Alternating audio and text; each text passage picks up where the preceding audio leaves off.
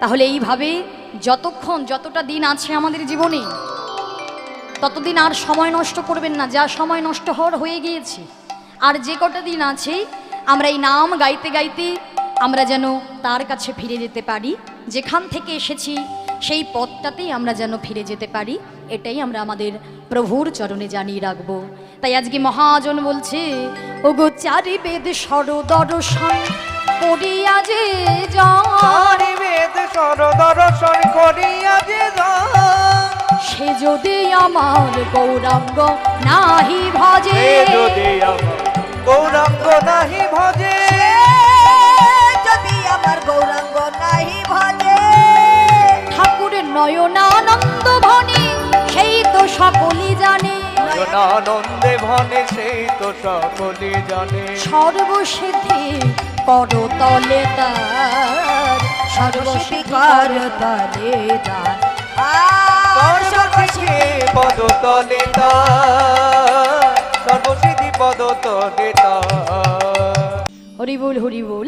তাই সকলেই আমরা নিতাই গৌরীর জয়ধ্বনি করতে করতে নবদ্বীপ ধামে এলাম। আর নবদ্বীপ ধামে সচি গর্ভ সিন্ধু মাঝে মহাপ্রভু অবতীর্ণ হলেন। অবতীর্ণ হয়ে বাল্যলীলা সম্পূর্ণ করে বিদ্যাভাসে দিগ্বিজয় পণ্ডিত হলেন। বিদ্যাভাসে দিগ্বিজয় পণ্ডিত হওয়ার পরে মহাপ্রভুর পিতা জগন্নাথ মিশ্র যখন মারা গেলেন, পিতার উদ্দেশ্যে মহাপ্রভু নিজে গয়াধামে গিয়ে নিজ হস্তে বিষ্ণুর পাদ পদ্মে পিণ্ড নিবেদন করে এসে আমাদের মতো কলিজীবের শ্রেষ্ঠ সম্পদ সুধামাখা হরি নাম নদিয়ার প্রত্যেকটি জীবের দাঁড়ে দাঁড়ে বিলিয়ে দিতে লাগলেন। তা মহাপ্রভু বেশিরভাগ সময়ে ওই শ্রীবাস আঙিনায় বসে ভক্তগণ সঙ্গে লয়ে হরি নামে প্রেমে বিভোর হয়ে থাকে। তাই আজ মহাপ্রভু আমার ভক্তগণ সঙ্গে লয়ে হরি নামে প্রেমে বিভোর হয়ে উঠলেন। কিন্তু নাম গাইতে গাইতে মহাপ্রভু শ্রীবাসকে ডেকে ডেকে বললেন, শ্রীবাস, ও শ্রীবাস, একবার এদিকে এসো। শ্রীবাস পণ্ডিত গিয়ে বললেন, দয়াময়, তুমি আমায় ডাকছো প্রভু? শ্রীবাস, আজকে আমি তোমার ঘরে প্রত্যেক দিনের মতো আজও নাম করছি ঠিকই, কিন্তু জানো শ্রীবাস, আজ না আমার চোখের সামনে বারে বারে ওই ব্রজের স্মৃতিগুলো ভাসছে। ওই ব্রজের কথাগুলো আমার বড়ই মনে পড়ছে। আচ্ছা, তুমি আমায় একটি কথা বলবে শ্রীবাস? বলো দয়াময়, তুমি কি কথা জানতে চাইছো আমায় বলো। তোমরা তো সবাই আমাকে বলো, আমি নাকি ব্রজে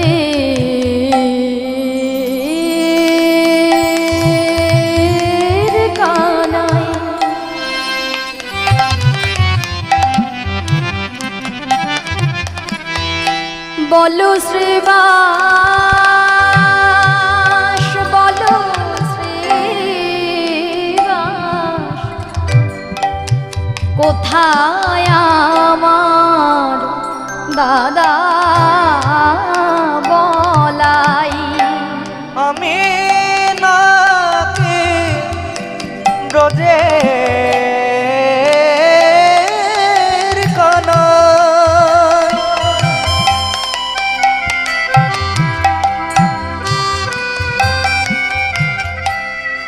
বলো শ্রীবাস, বলো শ্রীবাস, কোথায় আমার দাদা বনাই?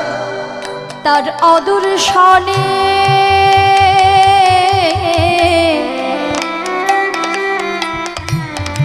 আমি প্রাণে মরি গো, ও তার দর্শনে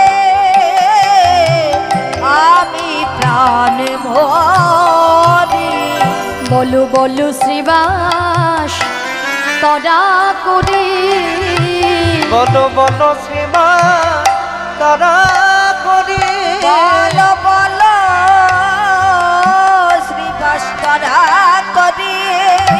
ওগো কোথায় আমার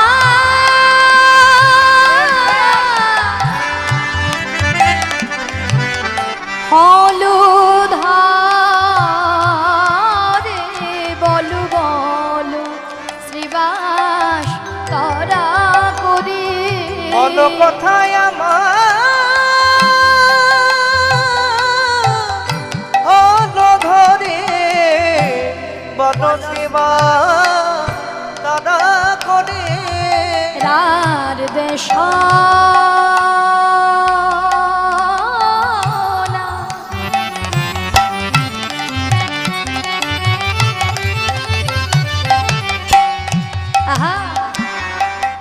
এক চক্রা গ্রাম হারাই পণ্ডিত গান শুভ মাঘী মাস শুক্লা ত্রয়োদশী জনম নীলা হলুদ শুভ মাঘ মাস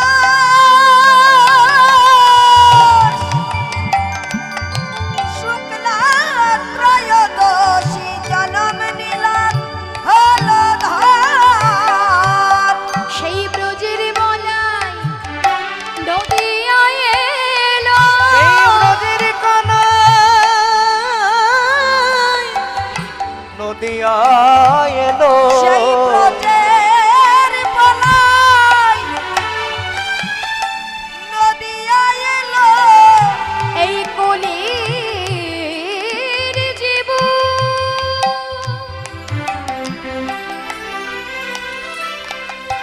উদ্ধারের লাগি ব্রজের এই ব্রজের বলাই কানায় নদিয়ায় এলো কলির উদ্ধারের লাগি সবাই বদন ভরে একবার হরি বলে এই গলির দেব ধারের লাগে সবাই বদন ভরে হরি এই বলে। নকলের যুব ধারের লাগে সবাই বদন নিতাই গৌর হরি হরি হরি গলির দেব ধারের লাগে বদন ভরে হরি বলে। গলির দেব ধারের লাগে সেই ব্রজের বলাই নদিয়ায় এলো। নিতাই গৌর হরি বল। তাহলে গৌরাঙ্গ মহাপ্রভু সেই শ্রীবাস আঙিনায় শ্রীবাসকে বললেন, শ্রীবাস ব্রজে যারা যারা ছিলে আমি তোমাদের সকলকেই দেখছি, কিন্তু কোথায় আমি তো আমার দাদা বলরামকে আজও দেখতে পেলাম না। তাই দাদার প্রেমে পাগল হয়ে বিভোর হয়ে বসে আছেন মহাপ্রভু। তাহলে এবার আমরা দেখব মহাপ্রভুর দাদা নিতাই চাঁদ কোথায় কিভাবে কলিতে আবির্ভূত হলেন। শাস্ত্র বলি, রার দেশ নাম এক চক্রা গ্রাম হারাই পণ্ডিতগণ শুভ মাঘ মাস শুক্লা ত্রয়োদশী জনম নীলা হলুধরে। অর্থাৎ বীরভূম জেলায় রার দেশের এক চক্রা গ্রামে শুভ মাঘ মাস শুক্লা ত্রয়োদশী অর্থাৎ মাঘ মাসের শুক্লা ত্রয়োদশী অর্থাৎ ভীম একাদশীর পরের দিন দ্বাদশী, আর তার পরের দিনই হলো নিত্যানন্দ ত্রয়োদশী। সেই নিত্যানন্দ ত্রয়োদশীতে আমার নিতাই চাঁদের আবির্ভাব তিথি। তা পিতার নাম হলো হারাই পণ্ডিত আর মাতার নাম হলো পদ্মাবতী। মাতা পিতার কোল আলো করে যে এলেন, মাতা পিতা নাম রাখলেন কুবের। তাই কুবের ধীরে ধীরে যত বড় হতে থাকে মা, সন্তান যত বড় হয় সন্তানের ভাব গতি হয় অন্যরকম। অর্থাৎ আমাদের ঘরেও দেখবেন সন্তান আছে, যখন ধীরে ধীরে বড় হয় সে খেলা করে, তাই না? তাই কুবেরও খেলা করে। কিন্তু আমাদের এই প্রাকৃত জগতের আমাদের সন্তানদের মতো খেলা নয়। কি গো মা, এখনকার দিনে আমাদের সন্তানরা কি খেলা করে গো? মোবাইল খেলা করে, তাই না? তা তোমরা কি মোবাইল খেলেছো ছোটবেলায়? বলো, খেলোনি। হ্যাঁ, তা তোমরা খেলোনি, কিন্তু এখনকার যারা সন্তান, ছেলে হোক বা মেয়েই হোক, অন্য কোনো কিছু খেলা খেলতে জানে না, শুধু ওই মোবাইলেই আসক্ত। তা মোবাইল ছাড়া খায় না, মোবাইল ছাড়া ঘুমায় না, মোবাইলেই সব কিছু আছে, তাই না? তাই এই ছোট্ট কুবের কিন্তু আর পাঁচজনের মতো খেলা করে না, তার সমবয়সী কিছু বন্ধুকে নিয়ে কোনোদিন বনে গিয়ে খেলে রামলীলা, আর কোনোদিন খেলে কৃষ্ণলীলা। তাই কুবেরের বয়স যখন হলো 12 বছর, কুবের একদিন তার মায়ের কাছে গিয়ে বলছে, মা তুমি আমায় একটু সাজিয়ে দাও তো, আমি খেলা করতে যাব। তা মা আমার কি করেছে, সন্তানের কথা মতো সুন্দর করে সাজিয়ে দিয়েছে। এবার মায়ের চরণে সন্তান প্রণাম করে বলছে, মা তুমি যেন কিছু চিন্তা করো না, আমার যখন খেলা হয়ে যাবে আমি তখন ঘরে ফিরে আসব। তা নিতাই চাঁদের যে অংশ, একটি অংশ কুবের, সেই কুবেরও কিন্তু তার মায়ের চরণে প্রণাম করছে। বলো তো মা, আজকালকার দিনের বাচ্চারা কি আর প্রণাম করে মাতা পিতাকে? করে না। কেন করে না? কেননা সেই ছোট থেকে আমরা সেই শিক্ষা দিয়ে তাকে বড় করে তুলতে পারি না, তাই না? যদি ছোট্ট থেকে আমরা তাকে শিক্ষা দিতাম, সে কি সেই শিক্ষায় শিক্ষিত হয়ে উঠতো না? আমরা শুধু বাহ্যিক জগতের শিক্ষা দেখি, কে কতটা ওপরে যেতে পারবে, ভবিষ্যতে সে কি হবে, ডাক্তার হবে কি ইঞ্জিনিয়ার হবে, আমরা শুধু সেদিকেই তাদেরকে এগিয়ে দিচ্ছি। কিন্তু আমরা আচরণগতভাবে যে শিক্ষা দেওয়া দরকার, সেই শিক্ষায় আমরা সন্তানদেরকে শিক্ষিত করতে পারি না। এর জন্যই তো বলে, যখন বড় হয় তখন তুমি আর পারবে না। কেননা ছোট থাকতে কুমোর মশাই দেখবেন, যখন কোনো জিনিস তৈরি করে একটা মাটির দলাকে নেয়, মাটির কাদামাটি, তাই না? কাদামাটি নেয়, সেটা হয় নরম। তা নরম কাদামাটিটাকে আপনি যেমন গড়বেন তেমন গড়বে, তাই তো? কিন্তু সে যখন শক্ত হয়ে যাবে তখন তাকে মনের মতো করে গড়তে পারবেন? তা যখন শক্ত হয়ে যাবে তখন দেখবেন আর মনের মতো হবে না, সেটাকে আপনি কোনো আকার দিতে গেলে সেটা ভেঙে যাবে। তেমনভাবে সন্তান যতদিন ছোট থাকবে ততদিন পর্যন্ত সুশিক্ষায় শিক্ষিত করুন, তাহলে বড় হলে সে মানুষের মতো মানুষ হয়ে উঠবে। হরি বল, হরি বল। এর জন্যই সেই ছোট্ট কবির মায়ের চরণে প্রণাম করে চলে যাচ্ছে খেলা করতে। তা খেলা করতে গেছে, বনে গিয়ে আর 5 জন সমবয়সী বন্ধুদেরকে ডেকে ডেকে বলছে, এই ভাই, হ্যাঁ এই আজকে খেলা করব তো? হ্যাঁ। কালকে বনে খেলেছিলাম কৃষ্ণলীলা, আর আজ খেলবো রামলীলা। আচ্ছা ভাই, বল বল তুই কি সাজবি? বল কি সাজবি? ও হনুমান। বলছে হনুমান সাজবে। ঠিক আছে, তাহলে তুই হবি হনুমান। কেমন? তাহলে তুই কি সাজবি? তুই জাম্বুবান হবি। কেন রে? বলছে বয়স হয়ে গিয়েছে না, ওর জন্য আমি জাম্বুবানই সাজবো। বল তুই কি সাজবি? সুগ্রীব। সুগ্রীব রামের মতো। তোর প্রত্যেকদিন রামই সাজতে হবে না কি রে? তা তুই আজকে সুগ্রীব হ, তুই রাম হবি। তাহলে বেশ, তাহলে তুই হবি সুগ্রীব। তো এবার সবাই বলছে বেশ, তা সবাইকে তো সাজালি, এবার তুই কি সাজবি সেটা বল। বলছে কেন? কালকে সেজেছিলাম কৃষ্ণের দাদা বলরাম, আর আজকে রামলীলায় কি সাজবো জানিস? আমি লক্ষণে সাজিব, লক্ষণে সাজিব, লক্ষণে সাজিব। লক্ষণে সাজিব। তুই হনুমান তুই জাম্বুবান, লক্ষণে সাজিব। তুই হনুমান তুই জাম্বুবান, লক্ষণে সাজিব। ওরে তুই হনুমান তুই জাম্বুবান, লক্ষণে সাজিব। তুই হনুমান তুই জাম্বুবান, লক্ষণ সাজিব। বাহ, বেশ, তাহলে চল আজকে যেহেতু খেলবো আমরা রামলীলা, তাই আমরা সকলে মিলে দুটো বাহু তুলে আমরা রাম গুণগান গাইব।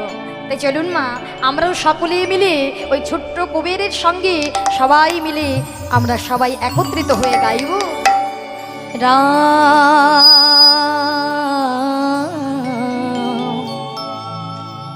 সীতাপতি সুন্দর রাম।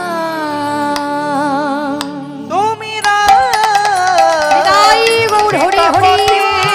সুন্দর রাম। ও তুমি রাম, সীতাপতি সুন্দর রাম।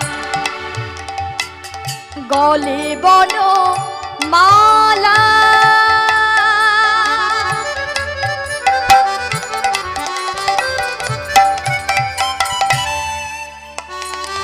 বামে চূড়া হেলা,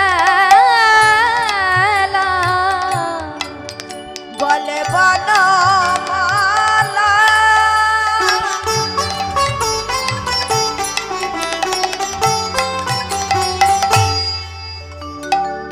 বামে চূড়া